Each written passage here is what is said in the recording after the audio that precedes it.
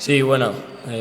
por desgracia los resultados no nos acompañaron, pero bueno, tanto a nivel colectivo por mis compañeros como por mí mismo, pues decir que nos sirvió como una etapa de aprendizaje para adaptarnos al fútbol más competitivo que tiene la tercera frente al año pasado y nada, eso, también a nivel personal destacar pues que en el día a día con los compañeros del primer equipo pues me están haciendo aprender mucho y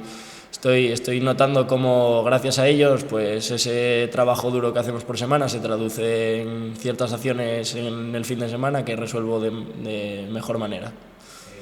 Bueno, pues nos esperamos un partido difícil, como todos los de esta categoría, con especial mención, eso lo que tú dices, que es fuera de casa, el Titánico jugándosela.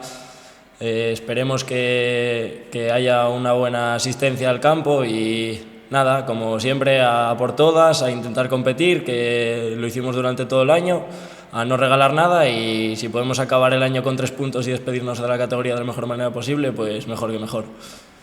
Sí, al final, bueno, nosotros representamos a un escudo, a un pueblo y no nos podemos dejar ir nunca, tenemos que competir todos los partidos, como tú dices, el día del Urraca pues conseguimos llevarnos los 3 puntos, que es lo que